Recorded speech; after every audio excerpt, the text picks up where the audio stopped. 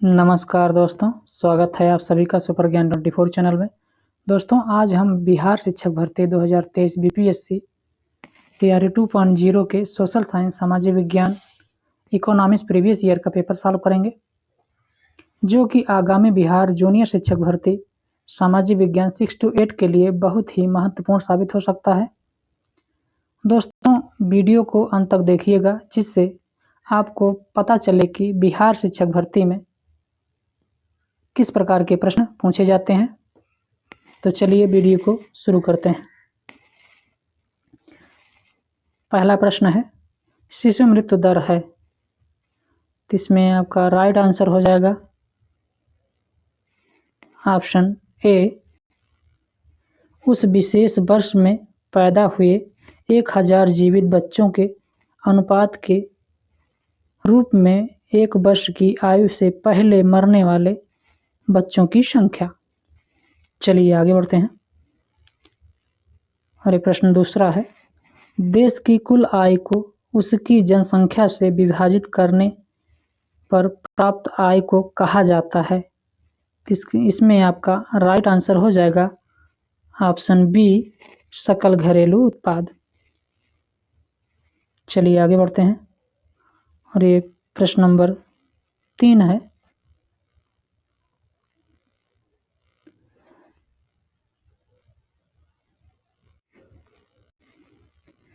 प्रश्न नंबर 3 है दोस्तों, यूएनडीपी द्वारा प्रकाशित मानव विकास रिपोर्ट में देशों की तुलना किस आधार पर की गई है। इसका राइट आंसर हो जाएगा दोस्तों ऑप्शन डी, उपरोक्त में से एक से अधिक। चलिए आगे बढ़ते हैं। और ये प्रश्न 4 है, वर्तमान और भावी पीढ़ियों के लिए प्राकृतिक संसाधनों को बनाए रखकर आर्थिक विकास करना कहलाता है। तो आपका ऑप्शन इसमें बी सही हो जाएगा, सतत विकास। चलिए आगे बढ़ते हैं। और ये प्रश्न नंबर 5 है, 6 से 10 आयु वर्ग के कुल बच्चों में से स्कूल जाने वाले बच्चों के अनुपात प्रतिशत को कहा जाता है। तो इसका राइट आंसर हो जाएगा ऑप्शन बी, शुद्ध उपस्थिति अनुपात। चलिए आगे बढ़ते हैं। प्रश्न नंबर 6 है, निम्नलिखित में से कौन सी गतिविधि प्राथमिक क्षेत्र से संबंधित नहीं है। तो इसमें राइट आंसर हो जाएगा दोस्तों ऑप्शन डी, उपरोक्त में से एक से अधिक। चलिए आगे बढ़ते हैं। और ये प्रश्न नंबर 7 है, 2011 की जनगणना के अनुसार बिहार में निम्नलिखित में से किस जिले में ग्रामीण साक्षरता दर सबसे अधिक है। तो इसका करेक्ट आंसर हो जाएगा आपका ऑप्शन ए, रोहतास और औरंगाबाद। चलिए आगे बढ़ते हैं। और ये प्रश्न नंबर 8 है, निम्नलिखित में से कौन सा असंगठित क्षेत्र के अंतर्गत आता है। आपके ऑप्शन है, विद्यालय में पढ़ाती एक अध्यापिका, ऑप्शन बी है ठेकेदार के लिए काम करने वाला एक दिहाड़ी मजदूर, या ऑप्शन सी, अपने घर में काम करने वाला या वाली, हथकरघा बुनकर, या ऑप्शन डी, उपरोक्त में से एक से अधिक, या ऑप्शन ई, इनमें से कोई नहीं। तो इसका राइट आंसर हो जाएगा ऑप्शन ए, विद्यालय में पढ़ाती अध्यापिका। चलिए आगे बढ़ते हैं। और ये प्रश्न नंबर 9 है, ऋण की शर्तों में संपार्श्विक सहित शामिल है। तो इसका सही उत्तर हो जाएगा दोस्तों ऑप्शन डी, उपरोक्त में से एक से अधिक। चलिए आगे बढ़ते हैं। और ये प्रश्न नंबर 10 है, सरकार द्वारा निर्धारित व्यापार बाधाओं या प्रतिबंधों को हटाना कहलाता है। तो इसका सही उत्तर हो जाएगा ऑप्शन ई, इनमें से कोई नहीं। चलिए आगे बढ़ते हैं। और ये प्रश्न नंबर 11 है, निवारण पाने के उपभोक्ता अधिकार के अंतर्गत आता है। तो इसका राइट आंसर हो जाएगा आपका ऑप्शन डी, उपरोक्त में से एक से अधिक। चलिए आगे बढ़ते हैं। और ये नेक्स्ट क्वेश्चन है 12, निम्नलिखित में से कौन सा कथन कोपरा के बारे में सत्य है? तो आपका ऑप्शन ए सही हो जाएगा। यह उपभोक्ता संरक्षण अधिनियम 1986 के अधिनियमन को संदर्भित करता है। चलिए आगे बढ़ते हैं। और ये प्रश्न नंबर 13 है,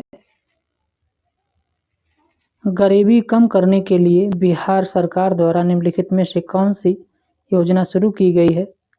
तो आपका सही उत्तर हो जाएगा दोस्तों ऑप्शन बी, जीविका। चलिए आगे बढ़ते हैं। और ये प्रश्न नंबर 14 है, नेक्स्ट क्वेश्चन, किसी देश में खाद्य सुरक्षा तभी सुनिश्चित होती है जब ऑप्शन ए है भोजन की उपलब्धता हो, ऑप्शन बी अभिगम्यता हो, ऑप्शन सी है सामर्थ्य हो, या ऑप्शन डी उपरोक्त में से एक से अधिक, या ई उपरोक्त में से कोई नहीं। तो इसका राइट आंसर हो जाएगा दोस्तों ऑप्शन डी, उपरोक्त में से एक से अधिक। चलिए आगे बढ़ते हैं। और ये प्रश्न नंबर 15 है, अंत्योदय अन्न योजना जुड़ी है। तो मध्यांतर आहार से, बी है सार्वजनिक वितरण प्रणाली से, सी है खाद्य पोषण से, या डी है उपरोक्त में से एक से अधिक, या ई है उपरोक्त में से कोई नहीं। तो इसका करेक्ट आंसर हो जाएगा ऑप्शन बी, सार्वजनिक वितरण प्रणाली से।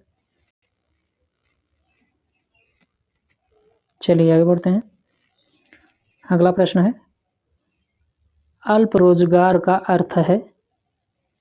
तो ऑप्शन है जब लोग काम करने के इच्छुक नहीं हैं, ऑप्शन बी है जब लोग अपनी क्षमता से कम काम कर रहे हों, ऑप्शन सी है जब लोग ठीक से काम नहीं कर रहे हों, ऑप्शन डी है उपरोक्त में से एक से अधिक, या ऑप्शन ई उपरोक्त में से कोई नहीं। तो इसका करेक्ट आंसर हो जाएगा ऑप्शन बी, जब लोग अपनी क्षमता से कम काम कर रहे हों। चलिए आगे बढ़ते हैं। और ये प्रश्न नंबर 17 है, निम्नलिखित में से कौन देश में रोजगार स्तर पर पंचवार्षिक सर्वेक्षण करता है?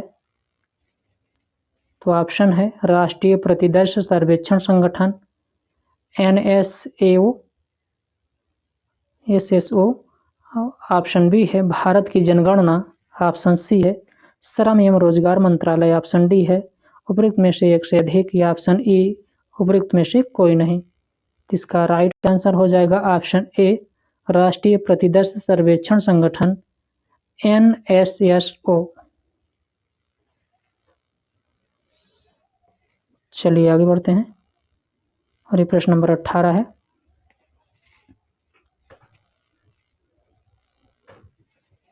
सकल घरेलू उत्पाद में क्षेत्रों के योगदान का उच्चतम से निम्नतम तक का सही क्रम चुनिए।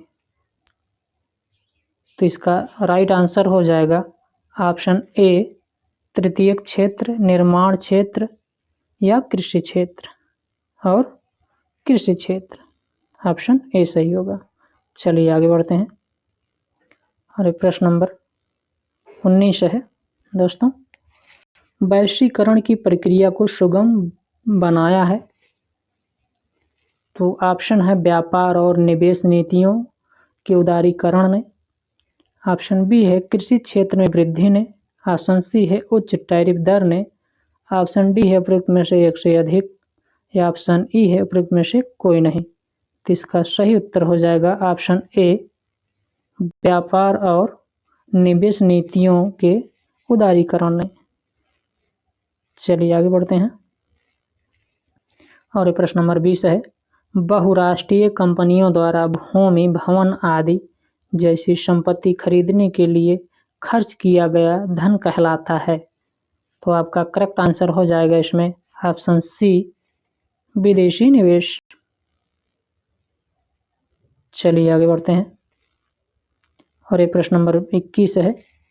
एक परिसंपत्ति जिसे उधारकर्ता ऋणदाता की पुनर्भुगतान गारंटी के रूप में उपयोग करता है उसे कहा जाता है। तो ऑप्शन है अग्रिम, ऑप्शन बी है जमा राशि, ऑप्शन सी है संपार्श्विक, ऑप्शन डी है उपरोक्त में से एक से अधिक, या ऑप्शन ए उपरोक्त में से कोई नहीं। तो इसका करेक्ट आंसर हो जाएगा दोस्तों ऑप्शन सी संपार्श्विक। चलिए आगे बढ़ते हैं और अगला प्रश्न है 22। वस्तु विनिमय प्रणाली के बारे में निम्नलिखित में से कौन सा सत्य नहीं है। तो इसमें देखना है कि कौन सत्य नहीं है। तो ऑप्शन है विनिमय के माध्यम के रूप में धन की उपलब्धता, ऑप्शन बी है इच्छाओं का दोहरा संयोग, ऑप्शन सी है विनिमय के लिए वस्तुओं की उपलब्धता, ऑप्शन डी है उपरोक्त में से एक से अधिक, या उपरोक्त में से कोई नहीं। तो इसका राइट आंसर हो जाएगा ऑप्शन ए विनिमय के माध्यम से रूप में धन की उपलब्धता, यही सही हो जाएगा ऑप्शन ए। चलिए आगे बढ़ते हैं और अगला प्रश्न है प्रश्न नंबर 23 है। ऋण के औपचारिक स्रोतों के कामकाज की निगरानी द्वारा की जाती है तो किसके द्वारा की जाती है। ऑप्शन है केंद्र सरकार, ऑप्शन बी वित्त मंत्रालय, ऑप्शन सी है भारतीय रिजर्व बैंक, या डी है उपरोक्त में से एक से अधिक, या ई है इनमें से कोई नहीं। तो इसका करेक्ट आंसर हो जाएगा दोस्तों ऑप्शन सी भारतीय रिजर्व बैंक। भारतीय रिजर्व बैंक के द्वारा की जाती है। चलिए आगे बढ़ते हैं प्रश्न नंबर 24 है। बिहार की विकास दर के बारे में निम्नलिखित में से कौन सा कथन गलत है। तो इसमें कौन सा कथन गलत है तो ही देखना है। तो उपरोक्त में से एक से अधिक, ऑप्शन डी आपका सही हो जाएगा। चलिए आगे बढ़ते हैं और ये प्रश्न नंबर 25 है। अर्थ है किसी खाद्य पदार्थ में कोई अन्य पदार्थ मिलाकर उसकी गुणवत्ता कम करना, तो क्या कहलाता है। तो आपका ऑप्शन बी सही हो जाएगा मिलावट। चलिए आगे बढ़ते हैं और ये प्रश्न नंबर है 26। जीवन और संपत्ति के लिए खतरनाक वस्तुओं और सेवाओं का विपणन के अंतर्गत आता है। ऑप्शन है संरक्षित होने का अधिकार, ऑप्शन बी है सूचित होने का अधिकार, ऑप्शन सी है अस्वस्थ होने का अधिकार, ऑप्शन डी है उपरोक्त में से एक से अधिक, या ऑप्शन ई है उपरोक्त में से कोई नहीं। तो इसका करेक्ट आंसर हो जाएगा दोस्तों ऑप्शन ए संरक्षित होने का अधिकार। चलिए आगे बढ़ते हैं और प्रश्न नंबर 27 है। निम्नलिखित में से मुद्रा के आधुनिक रूप की कौन सी महत्वपूर्ण विशेषता है।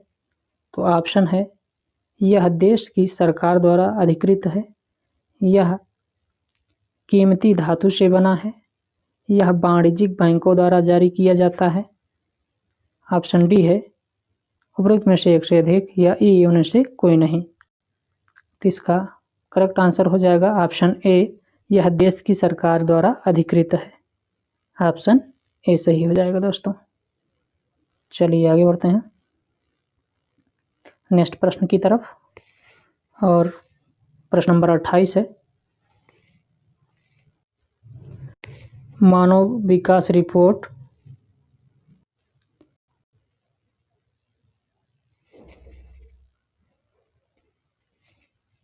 2023 के अनुसार निम्नलिखित में से कौन सा देश HDI में भारत से ऊपर है।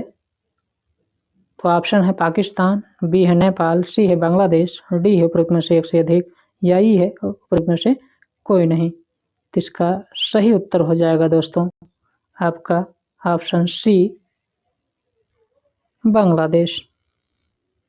चलिए आगे बढ़ते हैं और एक क्वेश्चन नंबर 29 है। निम्नलिखित में से कौन सा एक नवीकरणीय संसाधन है। इसमें देखना है कौन एक नवीकरणीय संसाधन है। तो ऑप्शन है भूजल, ऑप्शन बी है प्राकृतिक गैस, ऑप्शन सी है पेट्रोलियम, ऑप्शन डी है प्रयुक्त में से एक से अधिक, या ई है प्रयुक्त में से कोई नहीं। तो इसका करेक्ट आंसर हो जाएगा दोस्तों ऑप्शन ए भूजल। ये नवीकरणीय साधन के रूप में आता है। चलिए आगे बढ़ते हैं। प्रश्न नंबर 30 है, आर्थिक गतिविधियों को किसके आधार पर सार्वजनिक और निजी क्षेत्र में अधिक वर्गीकृत किया जाता है? तो आपका ऑप्शन है आर्थिक गतिविधि की प्रकृति, ऑप्शन बी है परिसंपत्तियों का स्वामित्व और सेवाओं की डिलीवरी, ऑप्शन सी है किसी उद्यम में श्रमिकों की संख्या, ऑप्शन डी है उपरोक्त में से एक से अधिक, या ऑप्शन ई है उपरोक्त में से कोई नहीं। तो इसका राइट आंसर हो जाएगा दोस्तों ऑप्शन बी परिसंपत्तियों का स्वामित्व और सेवाओं की डिलीवरी। चलिए आगे बढ़ते हैं। नेक्स्ट क्वेश्चन है क्वेश्चन नंबर 31। निम्नलिखित में से बिहार के किस जिले की जनसंख्या 2001 से 2011 की दशकीय वृद्धि दर 25% से अधिक है? तो इसका सही उत्तर हो जाएगा दोस्तों ऑप्शन ई उपरोक्त में से कोई नहीं। ऑप्शन ई उपरोक्त में से कोई नहीं।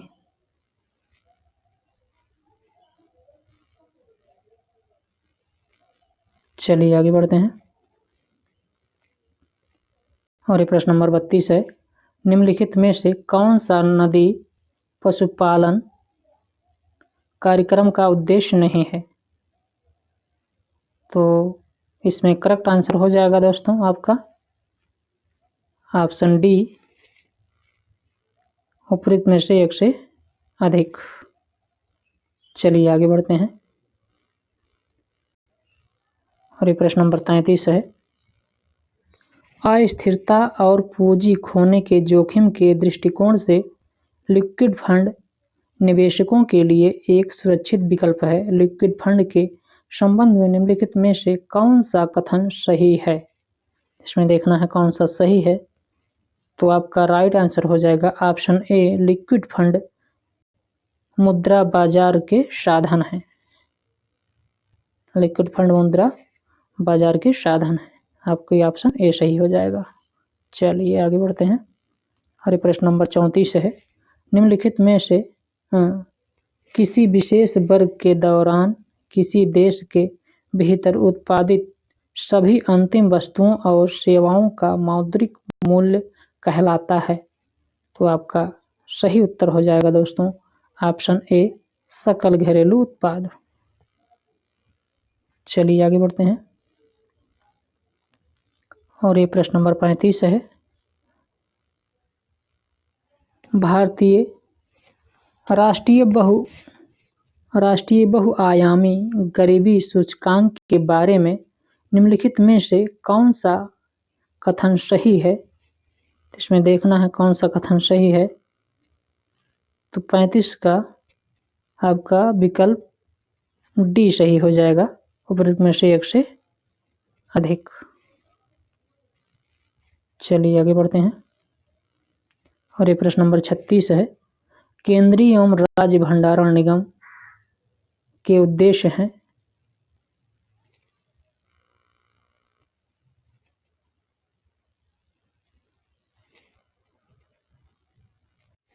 तो ऑप्शन है भंडार सुविधा प्रदान करना, ऑप्शन बी है कच्चा माल उपलब्ध कराना, नंबर 3 है नए कृषि उपकरण उपलब्ध कराना, नंबर 4 है खाद्य उपलब्ध कराना। तो इसमें देखना है कि सही उत्तर कौन सा हो जाएगा। इसमें हो जाएगा ऑप्शन ए सही हो जाएगा। चलिए आगे बढ़ते हैं। और प्रश्न नंबर 37 है, भारत में मुद्रा आपूर्ति के संदर्भ में निम्नलिखित में से कौन सा कथन सत्य है? तो इसमें देखना है कौन सा कथन सत्य है आपका। तो इसका हो जाएगा 37 का सी सही हो जाएगा, यमन सबसे अधिक तरल मुद्रा आपूर्ति माप है। चलिए आगे बढ़ते हैं और ये प्रश्न नंबर 38 है। निम्नलिखित में से कौन सी बिहार में जलवायु लचीले कृषि कार्यक्रम की विशेषता है? तो दोस्तों इसका राइट आंसर हो जाएगा आपका ऑप्शन डी, उपरोक्त में से एक से अधिक। चलिए आगे बढ़ते हैं और ये प्रश्न नंबर 39 है। निम्नलिखित में से बिहार स्टार्टअप नीति 2022 का सही उद्देश्य चुनिए। तो इसका सही उद्देश्य हो जाएगा आपका ऑप्शन डी, उपरोक्त में से एक से अधिक। चलिए आगे बढ़ते हैं और ये प्रश्न नंबर 40 है दोस्तों। उपभोक्ता संरक्षण अधिनियम के अनुसार निम्नलिखित में से सही नहीं है। तो इसमें देखना है कौन सही नहीं है। तो इसका राइट आंसर हो जाएगा दोस्तों ऑप्शन सी, ये जिला फोरम में 4 सदस्य होंगे। यही ऑप्शन आपका सी करेक्ट नहीं है। चलिए, और ये कुल 40 प्रश्न थे दोस्तों इकोनॉमिक्स के पार्ट से। तो वीडियो कैसी लगी हमें कमेंट बॉक्स में कमेंट करके ज़रूर बताएं दोस्तों। और अगर आप हमारे चैनल पर नए हैं तो हमारे वीडियो को लाइक करिए और चैनल को सब्सक्राइब करिए। और फिर मिलते हैं किसी नेक्स्ट टॉपिक में नए वीडियो के साथ। जय हिंद दोस्तों।